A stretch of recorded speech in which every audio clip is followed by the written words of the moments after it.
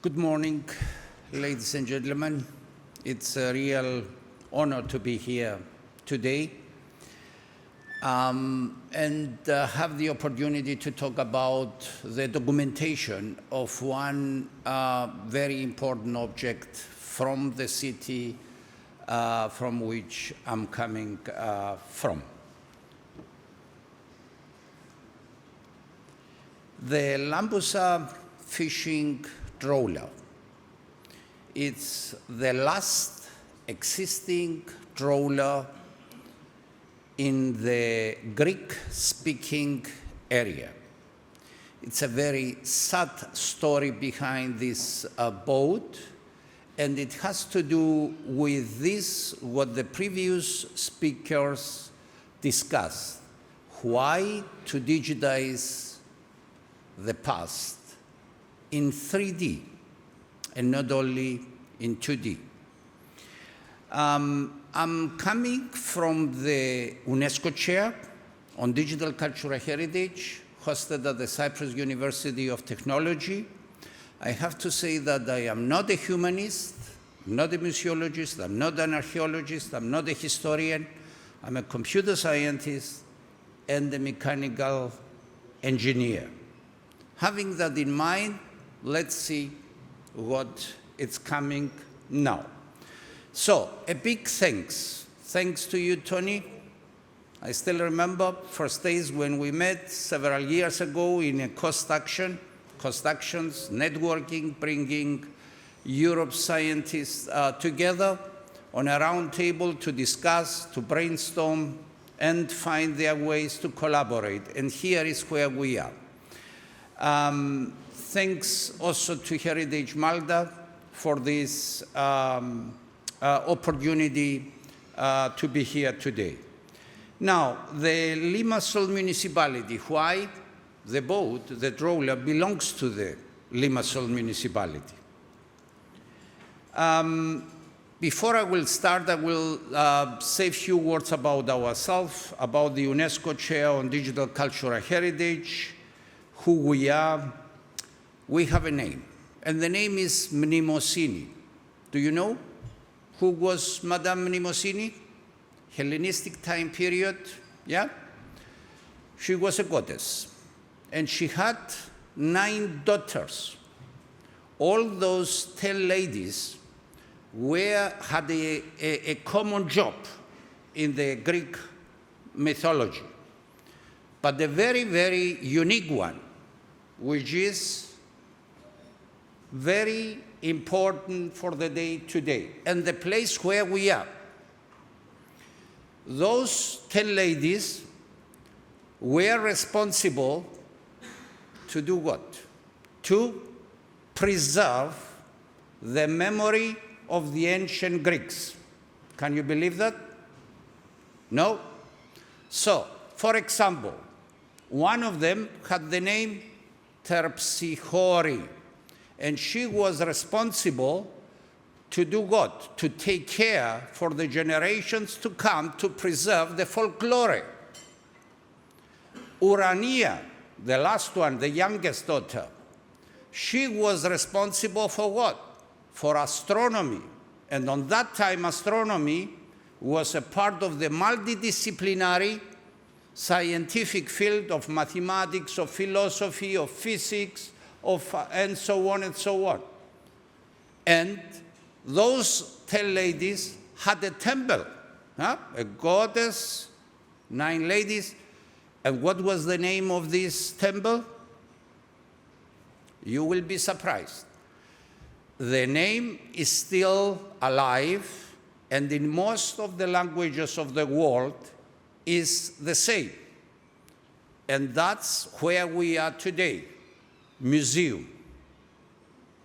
So the ancient Greeks went to a temple named Museum to ask the 10 ladies, muses, and the mother, Mnemosini, to do what? To keep alive for the generations to come their stories, their memories. And that museum from the definition as it is exists today from the International Council of Museums, is a space of knowledge. And I was very happy to see earlier in one of the presentations from the Heritage Malta, it's all about knowledge management at the end of the day when we digitize in the third dimension.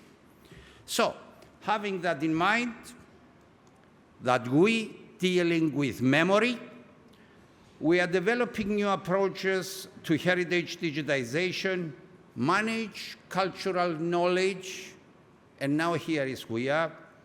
And we are distinguish ourselves, I would say, seeing our American colleague or Italian colleague working in America,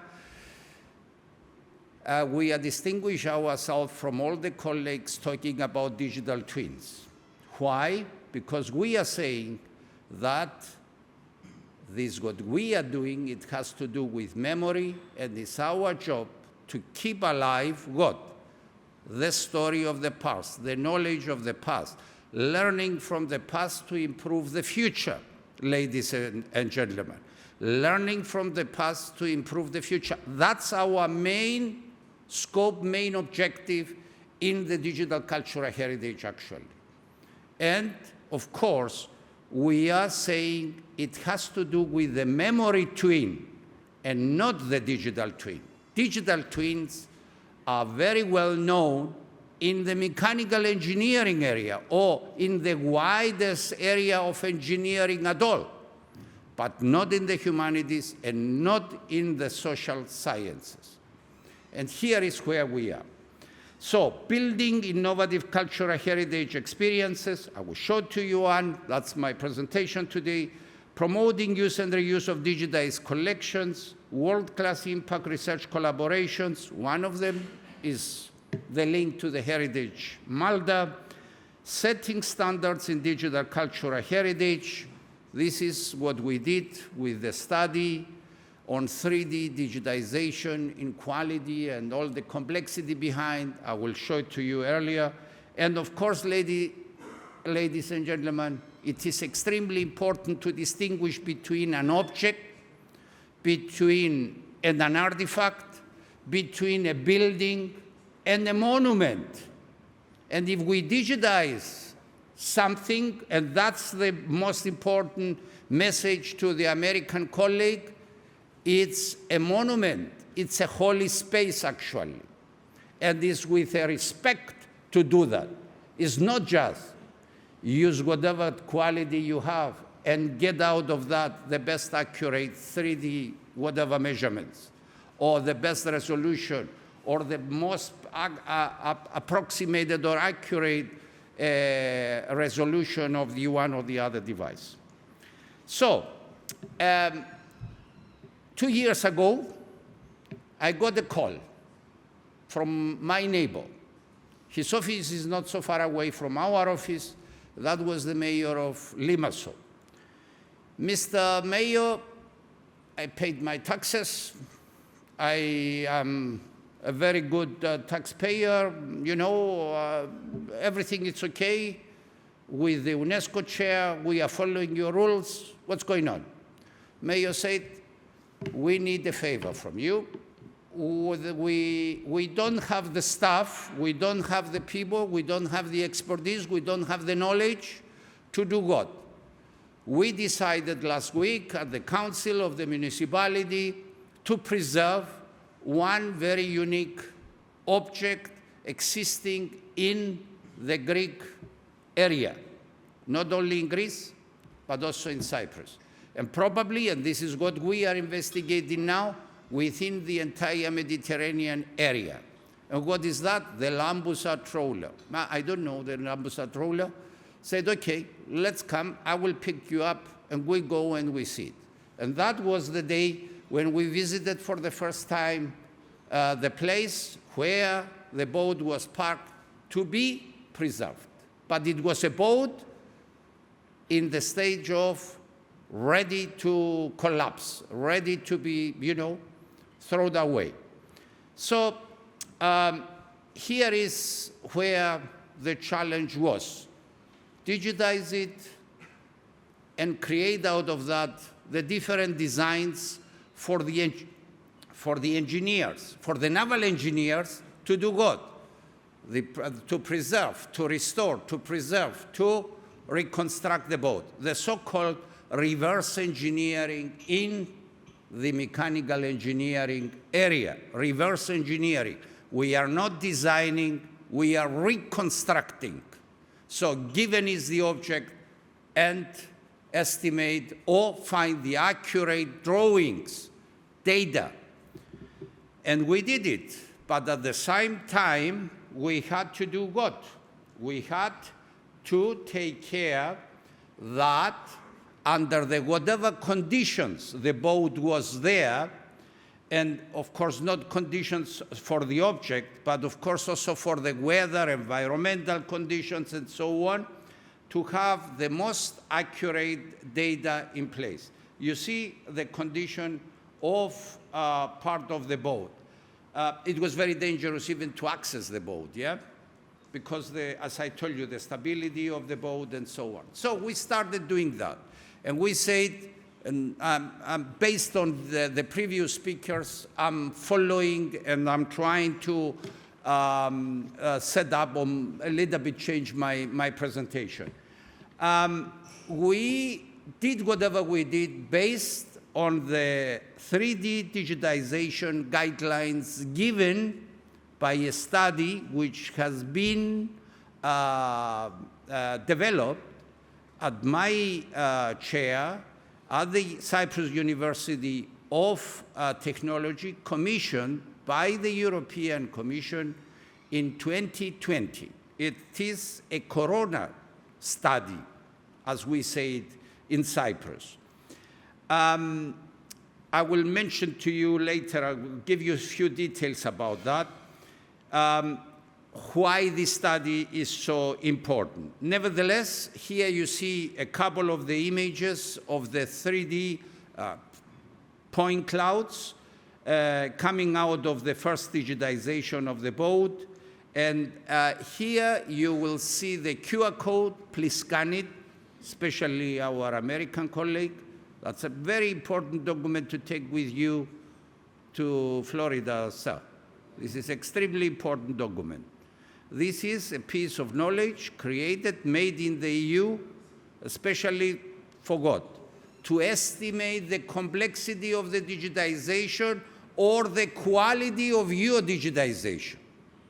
To estimate the cost, to estimate the time, to estimate the expertise, and so on and so on, by taking into account several parameters, not just how good your devices are, okay?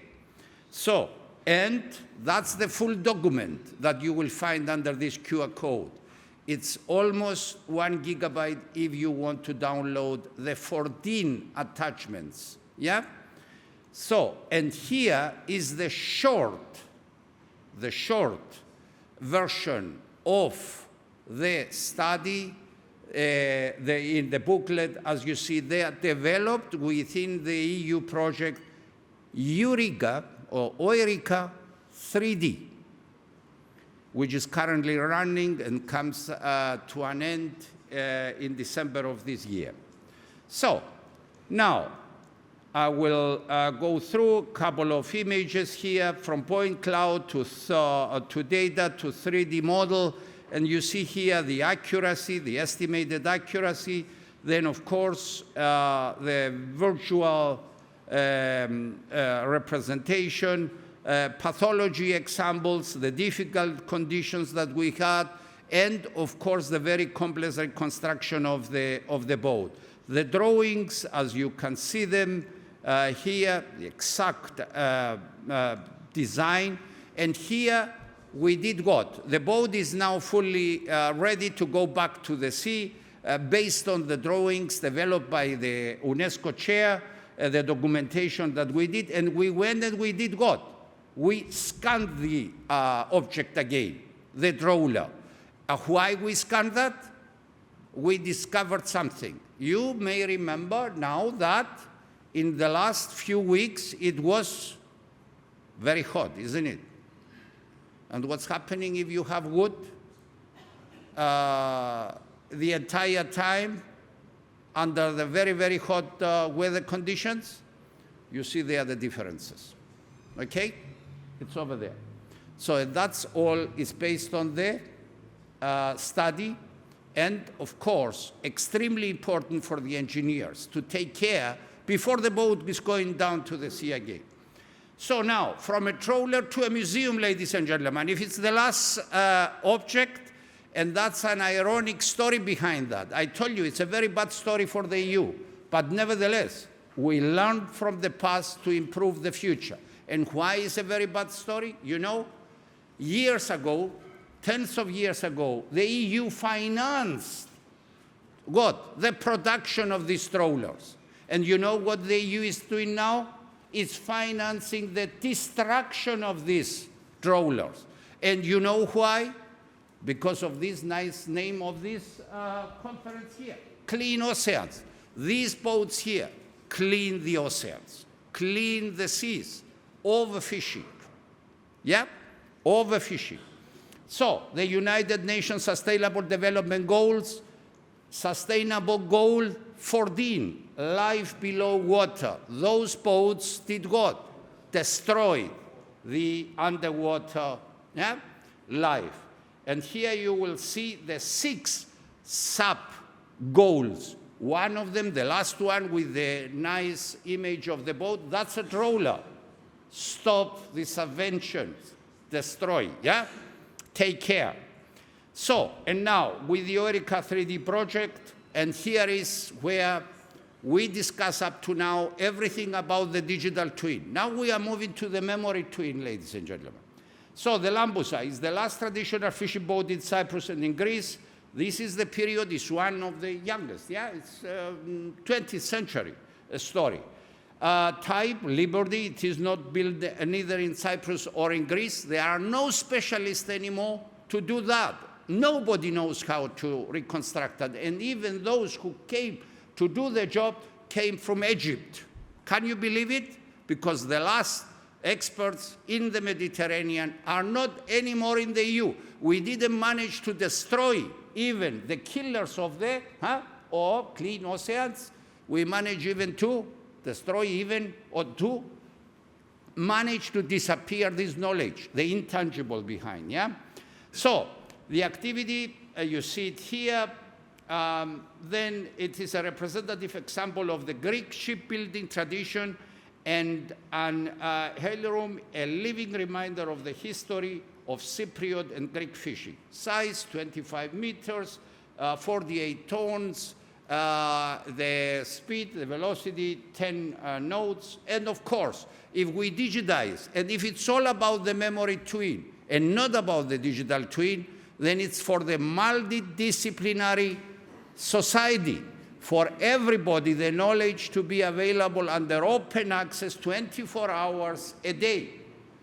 This is extremely important, and not only for the naval engineers, not only for the archaeologists, not only for the historians, but even for the generations to come. So we created a platform, the so-called e-book or elambusa.eu platform, if you want, if you are, I see all of you, you have the very smart, intelligent devices in front of you. elambusa.eu is the platform explaining everything. The Lambusa boat went even to Parliament, to Brussels, traveled in a virtual one way, to Europeana, and it was one of the several objects that Cyprus harvested in Europeana during the Twin IT campaign. Here, the Deputy Minister of Culture in Cyprus handing over the boat to Europeana. This is the platform. You can scan the code and enjoy the story. There is where we brought the entire story. We didn't only digitize in 3D the boat, we managed to bring the entire knowledge together. Whatever story, whatever is written about the boat is available here. And of course, available via Europeana to the rest of the world. And thank you very, very much, Heritage Malta, Tony, to you all for giving me the opportunity to be here today and at least to show to you or demonstrate to you what we are doing in Cyprus. Congratulations for the excellent job. And if you allow me just only one word to say why we digitize in 3D, there is another one reason, ladies and gentlemen. Based on the Treaty of the EU, the Treaty of the Functioning of the European Union, Article number 3, it says clearly that we are, whatever we are, because we have something common. Only one thing common, Article 3. And that's not the business, that's not trade, that's not whatever else. It's culture. It's our common cultural heritage that we have, which is so unique. Article number 6 states that the EU's competences in the field of culture are to carry out actions to support, coordinate the actions among the member states. And that's one of them why we are here. And we celebrate the 20th anniversary of our membership this year, Tony, isn't it? Malta and Cyprus joined 20 years ago the European Union. Article number 65, I'm talking about the first original treaty of the functioning of the EU. You know what it states there? The EU has to take all the measures, whatever it's possible to do what? To preserve this unique knowledge, this unique cultural heritage for the preservations to come. And that's why we digitize and create memory twins and not digital twins, ladies and gentlemen, because with the digital twins, you have buildings, you don't have monuments. You have objects, but not artifacts. Thank you very much.